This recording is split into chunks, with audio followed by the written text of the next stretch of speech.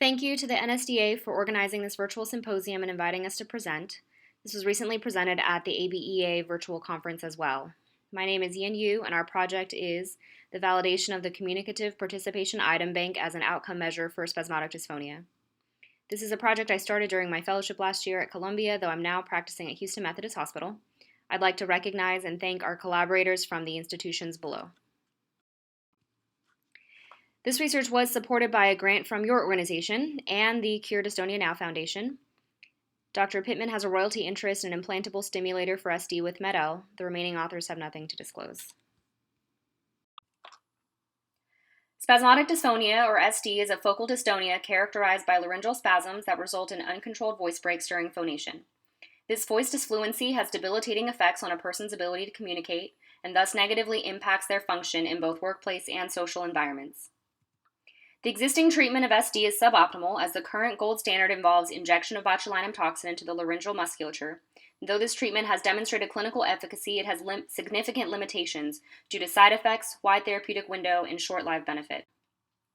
Recognizing the need for a better treatment, many have sought to pioneer innovative techniques, some of which are listed here below. Outcome measures utilized in these studies range widely. A recent systematic review was performed to identify the specific constructs reflected in outcome instruments for SD. They concluded that the 220 outcome measures identified were both prolific in number and narrow in scope, thus preventing a unified approach to tracking outcomes for clinical and biomedical research. The Movement Disorder Society Task Force critiqued rating scales for various bodily dystonias.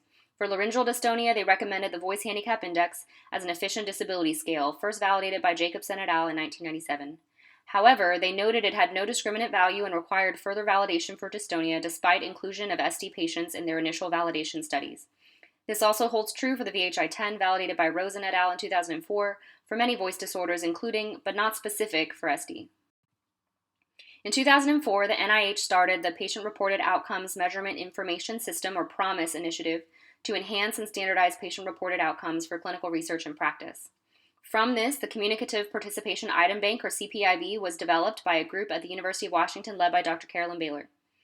It measures the extent to which communication disorders interfere with communicative participation, which is defined as taking part in life situations where knowledge, ideas, and feelings are exchanged. It uses item response theory, or IRT, to link observable behaviors to latent traits. And though initial development of the item bank started with an SD cohort, it has never been validated for SD, though it has been validated for MS, Parkinson's disease, ALS, and head and neck cancer. This is a CPIB 10 question short form to demonstrate some of the questions posed, and the VHI-10 is shown on the right. All items for the CPIB start with the stem, "Does your condition interfere with?" followed by a variety of conversational situations, such as the challenge of trying to persuade a friend or family member to see a different point of view. Scores are reported on the T-scale with a mean of 50 based on a calibration sample, with higher scores being more favorable.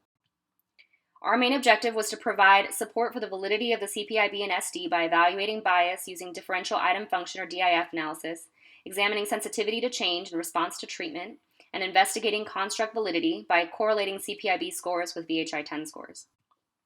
We designed a multi-institutional prospective cohort study with participants recruited from the clinical practice sites of 3 laryngologists at Columbia, Emory, and Vanderbilt. Inclusion criteria were people with diagnosed SD of either subtype, with or without tremor, who were undergoing botulinum toxin injection. To feasibly achieve recruitment goals, we included newly diagnosed treatment-naive patients, as well as those with an established diagnosis.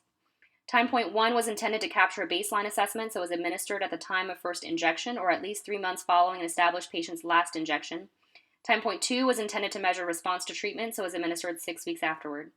Study data was collected and managed using the REDCap platform, and data analysis was performed by the University of Washington group that developed the CPIB. These are our results.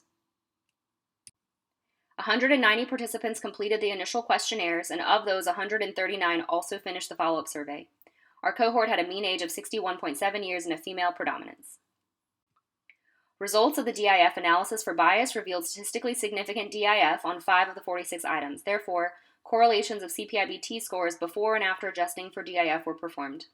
Adjusting for these items had no significant impact on CPIB T-scores, confirming no clinically meaningful bias between this SD sample and the original calibration sample. Paired t-tests revealed statistically significant differences between time points 1 and 2 for both the full set and short form CPIB, as well as the VHI-10.